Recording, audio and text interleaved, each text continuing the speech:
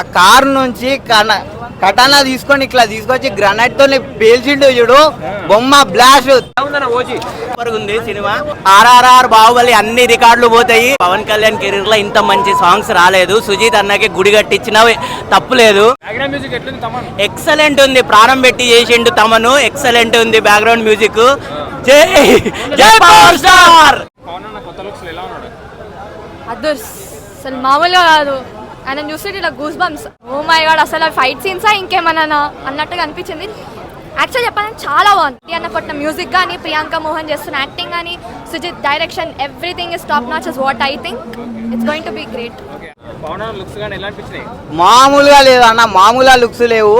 Fight scenes మామూలుగా ఉండవు. ఆ కారు నుంచి కటానా తీసుకొని ఇట్లా తీసుకొచ్చి గ్రనైట్ తో పేల్చిండు చూడు, బొమ్మ బ్లాస్ట్.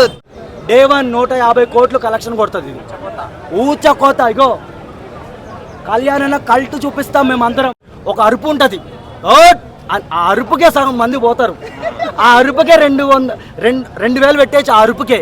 నందమూరి తమన్ కాదు, చింపేసిండు తమన్, చింపేసిండు అన్న. నిజంగా ఇది ఏది అఖండ అనుకున్నా, అఖండ తర్వాత ముంచేసిండు ఇది. ఈ వీడియో మీకు నచ్చినట్లయితే లైక్ చేయండి. అలాగే ఇలాంటి మరెన్నో టాలీవుడ్ అప్డేట్స్ కోసం మా ఛానల్ ని సబ్స్క్రైబ్ చేసుకోండి.